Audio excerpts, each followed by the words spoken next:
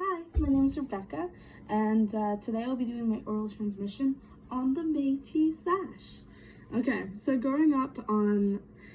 basically Algonquin territory, it was very difficult to really express my Métis heritage. Although my mother and her mother strived their best to really make sure it was part of my life.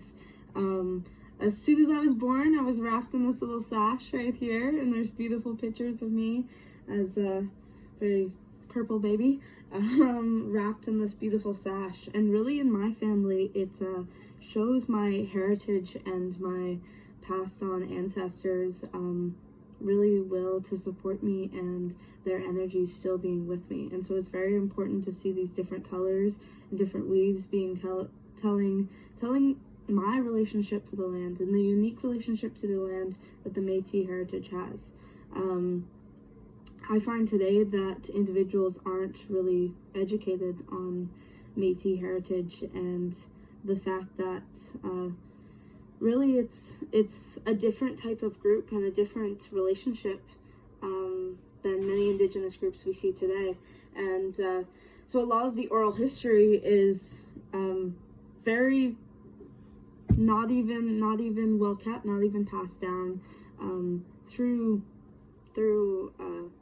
lines and family lineage. And so that's why it's very important to have examples like the Métis Sash and to carry with me and to carry with those colors. As you can see, my sash as I grew older, this is actually a newer one that was made for me by my grandfather right before he passed.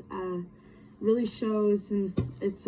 beautiful and long and way too big for me at this point, but really shows my family colors also. And so what I found very interesting is that I'm missing the green line in my new sash, and so my grandfather went on to teach me the importance of the green line, as he unfortunately omitted it when making the sash due to my Acadian and Annapolis Valley ties. And so the darker, cooler colors show the fact that I'm out from the East Coast Métis Indigenous group, and really my ties to the water and the land and the importance of balance in between my strong French red, blue colors, and the fact that our people and my family heritage and my ancestors really fought hard for the land and for keeping those important ties to our territory, that as my 13th generation great grandmother Mary, who is Mi'kmaq, was told that she could no longer have status, that she needs to fight for her culture constantly. So having a textile device along with my oral transmission of what this pattern and what these chevrons mean to Indigenous culture and to Métis culture is incredibly important to making sure that Métis individuals and my children, their children, and my other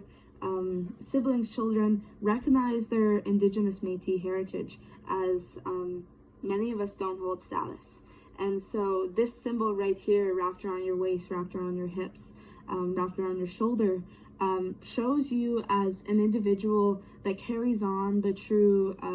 Métis heritage and really taps into your ancestors' powers, as it was a very hard world to grow up in, as my ancestors did as Métis individuals, is not necessarily fitting in with either crowds. And these combination of colors show that Indigenous Métis people have a home and are combined with the other colors of the sash, and that these different colors, like the blue from Nova Scotia and the red from the French, and the, as you get to more of the coast, the yellow colors of more the flat land and all the trees, and the black obviously